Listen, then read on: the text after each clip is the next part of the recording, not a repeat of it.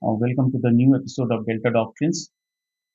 Today, I will try to summarize what is the final assessment which I have done based on multiple discussion I had with the ex-fighter pilots from India, Australia, and US. And there are some aviation expert also I consulted, and based on that, I have created this theory. So there are multiple detailed video of video analysis of what I think I have actually put in my Delta Doctrine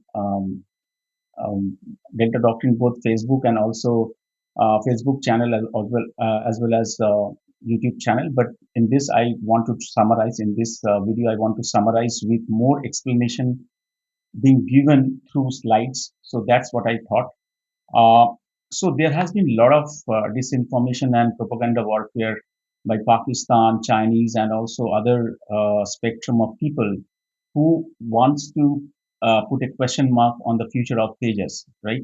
So I want to debunk that. I want to debunk and provide you proof, visual proofs as well as video proof that there is no problem with Tejas in terms of technical, structural ability.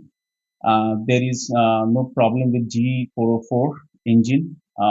There are obviously a decision has to be made, right? Whether it's a ALOC based accident, I will come one by one. Whether the accident is caused by ALOC or almost loss of consciousness, or it is a spatial disorientation, or it's a weather condition. We'll discuss on that, or it's a pilot error. I don't see that it's a pilot error because of many reasons I will discuss. So let's go through the presentation which I will present to you, and I will obviously discuss in detail. So this is the first slide I am presenting to you, uh, where um, when Tejas has completed its high altitude loop and stable, almost stabilized, only having side G around 3.5 G. So there is no question of pilot getting unconsciousness while doing a loop. So the pilot is maneuvering the plane. Let's go to the next slide. So it is again maneuvering the plane. So you will see that I have given a direction of G. The pilot is experiencing, and the magnitude of G pilot is experiencing. This is an approximate number. So the side G is he is experiencing a side G around 2 to 3 gravitational force, and it is going for a barrel roll. It's preparing for a barrel roll. Next slide again. It's coming towards closer. Again preparing for the barrel roll. Again, the G is shifting around 2G to 3G. Only the direction getting changed. So now he has stabilized the flight. It's a normal G. So the question of G lock gets cancelled here. So there is no G induced total loss of consciousness, which many commentator has tried to tell. So I don't agree on that. G lock. If there was a G lock, probably the consciousness or non-consciousness can be around 30 to 40 seconds. So he's still flying the plane, and it's a normal G. It's still flying the plane. Now the next frame I am showing you, this is called dagger point, knife edge or flip, where he's experiencing a 3G maneuver downwards, and obviously he's experiencing differentiated G to 4G, means the gravitational pull is G to 4G, causing the blood to be slushed from feet to brain, and again from brain to feet, vice versa. So this is a danger. This is an area where it's takes like humongous toll into pilot's body. So this is the dagger point. From here, the pilot will try to do a G maneuver.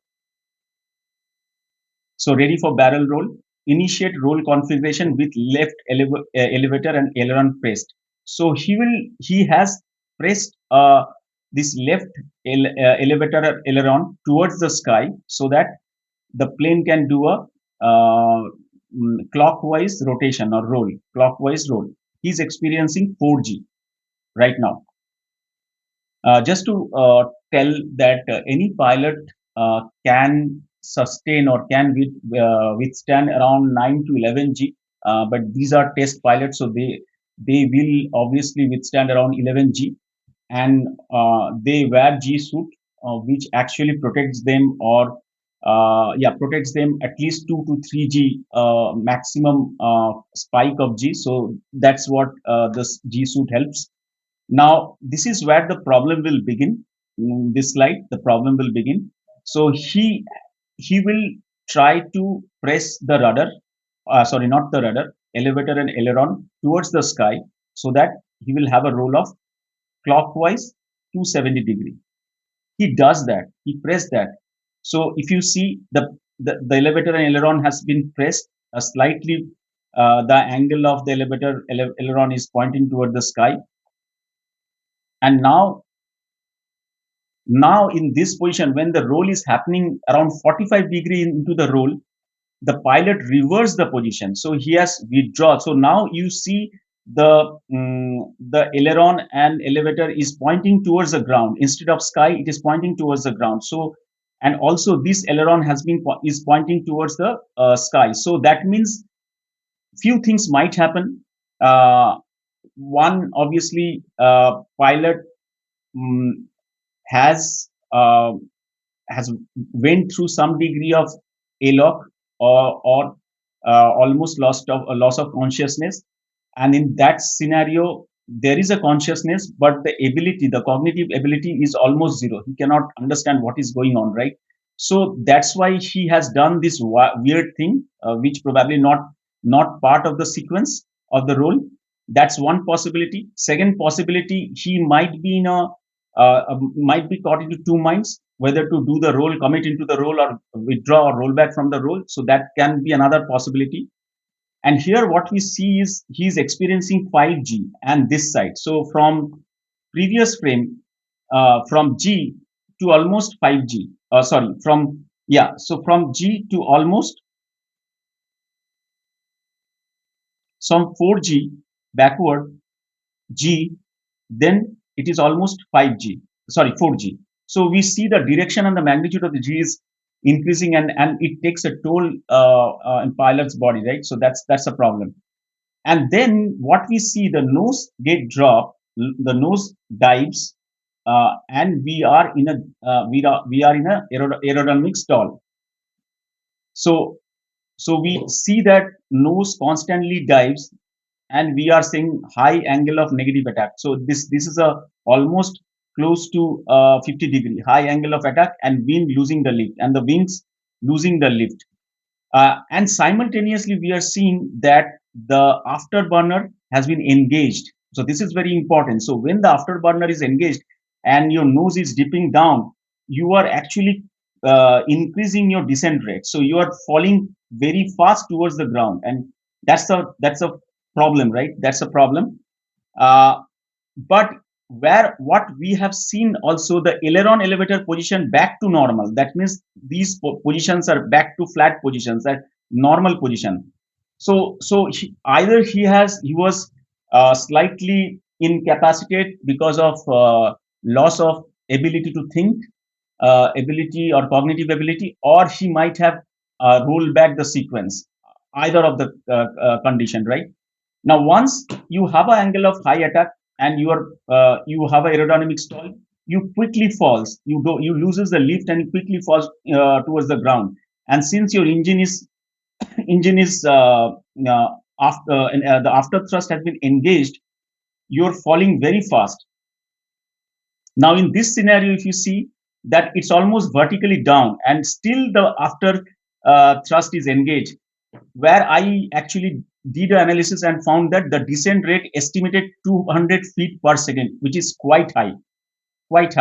And the distance from that time, from distance from ground, from the pilot, sorry, the distance of the plane towards the terrain is around, say, more 600 to 1000 feet.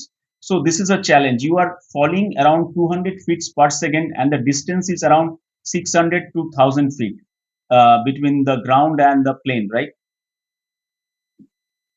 Now, this is an aerodynamic stall, and to recover from the aerodynamic stall, you have to go through a aerodynamic stall recovery process. The level, what is the steps? What are the steps? Step one, level the nose to 0 degree to the ground. So this nose has to like uh, positioned up so that it is aligned to the ground. So it has to rotate and position the ground nose along with the ground. That's step number one. Then step number two, level of the wings. So step one and two can go simultaneously. So we have to level up the wings. Now, when these two steps are done, then the pilot has to raise the nose with high angle of attack around 20 to 45 degrees. So once the plane is around this along the horizontal, it has to again increase the angle of attack. It has to raise the nose up around 20 to 45 degree to climb up in the sky, right? And along with step three, the pilot has to increase the thrust or the afterburner. Now, the problem what we see is that the assumption is that since it is a low altitude flight or low altitude aerodynamic stall recovery process, we should not initiate afterburner or increase the thrust once until step one and two is completed. But what we see instead, he has actually initiated the thrust much before that, and he's very quickly going towards the ground. See a yellow light that has been illuminated from the engine outlet. It is the afterburner or the thrust, right? It also proves that the engine is working fine, right? So this is a problem. Now, what he does? So he's trying to align with the horizontal, so a 0 degree angle with the horizon on the ground, like it has to raise the nose up, so that is doing, and leveling of the wings. So this also tells us another important thing, that the control surfaces are working fine because he is able to execute the correct set of sequence of the like the set of controlling the correct configuration of aileron and elevator to kind of do a stall recovery process. So that proves that the control surfaces, the aerostructural, the aerodynamics of the Tejas fighter craft is actually being maintained. So there is no problem with that. The pilot is maneuvering, and hence there is no G-lock. So G-lock, when there is a G-lock, the pilot will be unconscious for 30 to 40 seconds.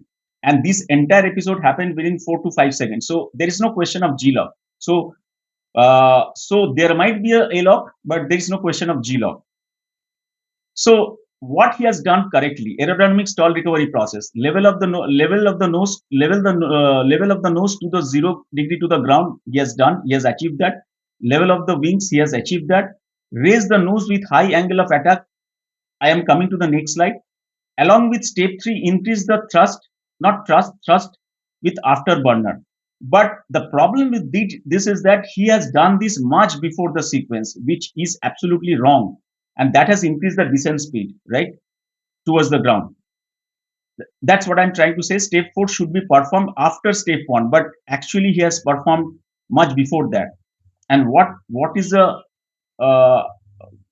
the result of that? So he doesn't have the altitude to kind of complete the stall recovery process, and there's a high descent rate, and he's crashing the plane. But what we also see that he has also raised the nose, the step number three, right? He's trying to do the step number three, raise the nose with high angle of attack 20 to 45 degree. What we see, the angle of attack is around 20-25 degrees. So he has done that. So everything has been done, but he doesn't have the altitude, and he has a very high descent speed. That's the problem. And why that's high descent speed and low altitude? Because he has pressed the afterburner. He has pressed the afterburner much before step number one. So that is the main problem. So what I see, that pilots has done few weird things. One is He has stopped the roll midway. He has changed the configuration of the aileron elevator midway. We don't know why he has done that, or obviously the reason I spoke, the reason will be either ALOC or the other reason I'll talk within few minutes. And the second problem is the thrust. He has activated the full thrust of the engine while the recovery is still on, right? So that's increased the overall descent speed. So two errors. One is rollbacking the roll, or half-heartedly doing the roll, and wrong configuration midway of the aileron and elevator, and then activating the after thrust, which has increased the descent speed. These are the two errors, not errors, I will say, weird thing that has happened. Now, these are the unexplainable events that had created the problem. Number one, sudden reversal of aileron elevator midway between the turn, almost when the turn completed up to 60 degree. He should have done the turn to 70 degree. Then he would have changed the configuration to normal. But what he has done midway between that, almost 60 degree midway between the turn, he has actually reversed the configuration of aileron and elevator. That's number one weird thing that has happened. Sudden drop of nose very quickly and high negative angle of attack more than 60 degree in 0.2 seconds. That's the second problem, which, or the second weird things that happened in this flight. And simultaneously pressing of the afterburner, full additional thrust when nose is down. That's the third, or the doomsday, I will say. That's the third final nail in the coffin. So that has, these three elements are significant in bringing this jet down. Primarily, point number three. Now we'll see what are the reason, right? Reason of the accident. GLOC, I talked that it's almost 1.2 incapacitation and errors by pilots. So I don't think so GLOC should be the case, because GLOC will incapacitate pilot or make the pilot unconscious around 30 to 40 seconds. So in that way, it would have been crash and there should be no maneuver. But what we saw, that pilot was giving the inputs and commands, right? So I don't think so. This is a quite good reason. So it's almost zero probability. ALOC, 1 to 3 seconds of temporary cognitive impairment. It's a possibility, but against what it is having, like for I have 1 to 3 seconds. This is the logic which we say that there's a possibility of ALOC. The reason being ALOC. But what is the against? Not such high G. So to a pilot to encounter ALOC, at least it should have 7 to 8, 9 G, right? I don't think so beyond, I mean, they can easily withstand 9 G with all the G suite. But the problem is that maximum G he was encountering around 5 to 6 G, which is quite low than the ALOC configuration. So still, I will put it in a percentage of 20 to 30% probability of having a ALOC being the core reason of the accident, right? Spatial disorientation. Yes, I do agree. The spatial disorientation is the main reason for that, and I believe in this because of two reasons. I will explain. Number one reason: when we do a air show in Bangalore or in Singapore, where when we go for a lower altitude flight and we just see the terrain, pilots see the terrain from the cockpit, the terrain changes. Like every frame of seconds, the terrain changes. There will be water bodies, there will be buildings, the buildings will be different. But in Dubai, what is happening, that it is sand, right?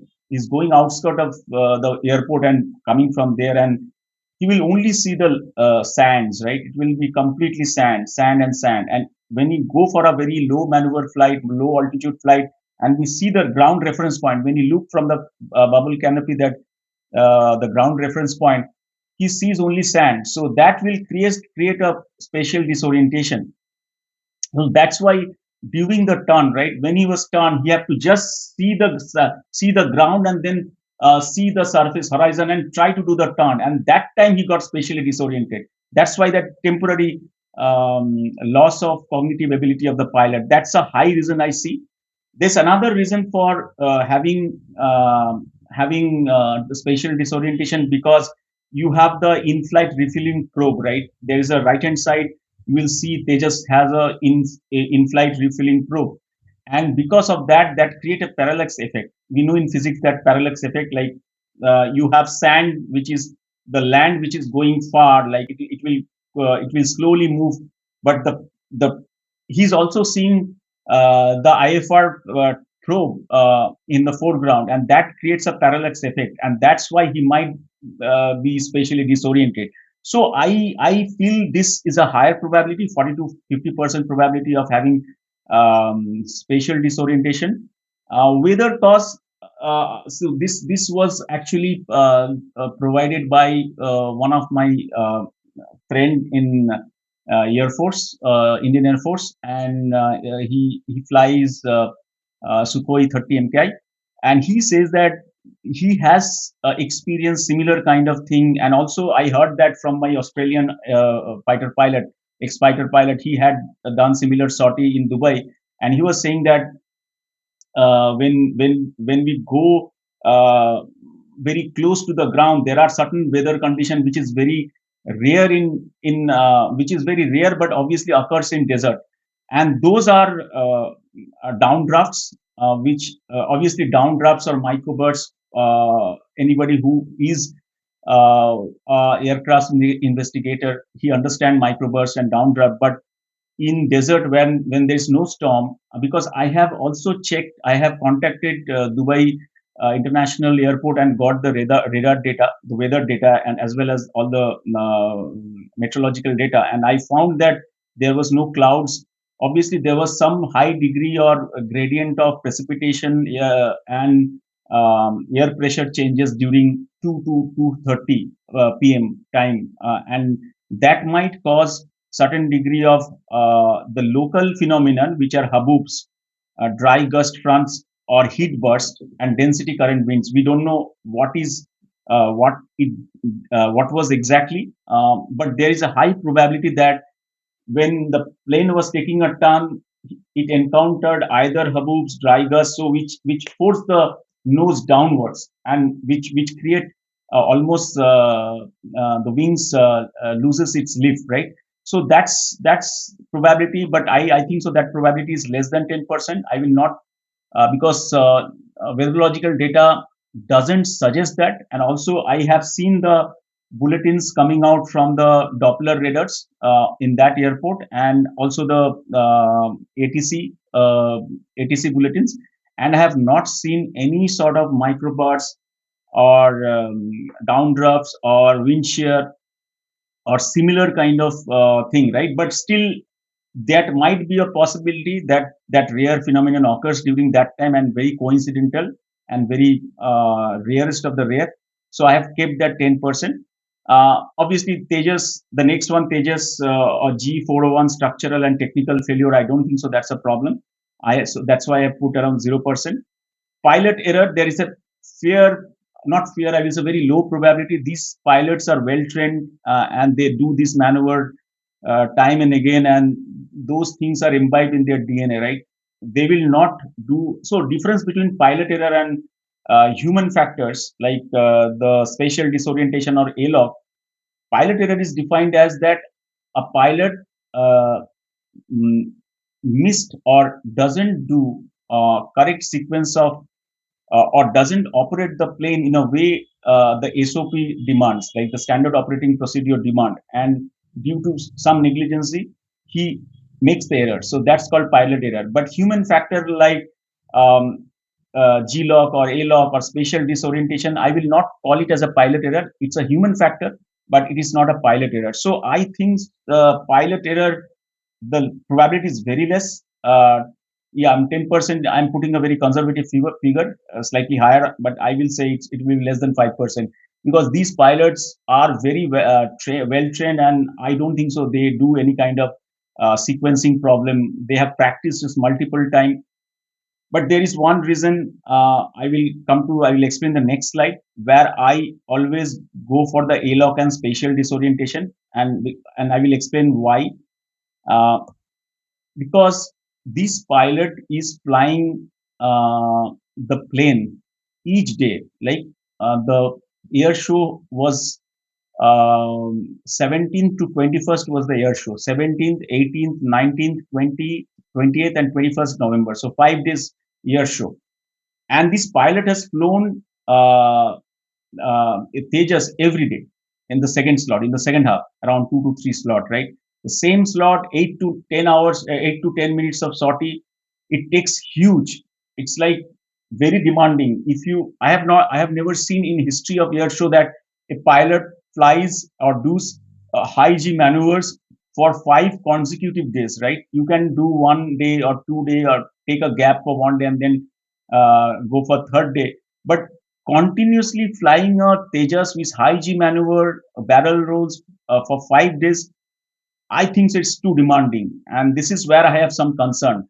If ALOC happens or if GLOC happens, GLOC is obviously, I'm not considering GLOC. If ALOC happens, if spatial disorientation happens, the prime reason or the core reason will be the fatigue, pilot fatigue, because he has flown the Tejas aircraft for 5 days, 5 continuous days. And that is where I have a problem with the Indian Air Force and HAL. How could one pilot flies 5 days continuously, 8 to 10 minutes of sorties each day with high G maneuvers, right? These are not standard flies, standard sorties, recon sorties or standard sorties. These are air shows, display where you have to maintain a lot of sanity checks and balances to do high G maneuvers and also come close to the low altitude and do a display air show, right? Display sortie. So I think so. These has to be discussed in the correct circles and correct forum.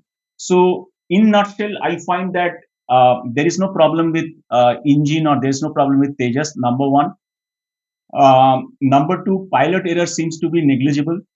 I feel the main reason to be spatial disorientation. There can be ALOC or weather-induced accident I discussed because of those local phenomena, and the core reason can be that this pilot has flown the plane for 5 consecutive days, 8 to 10 minutes of sorties each day, and that has taken a toll in his body. And I feel the pilot fatigue can be one of the core reason, the root cause of this problem, because the spatial disorientation is a symptoms, ALOC is a symptom, but the root cause might be because of fatigue, pilot fatigue. I will end my video here. Hope to see you guys in comments. I will love to hear from you. Until then, bye.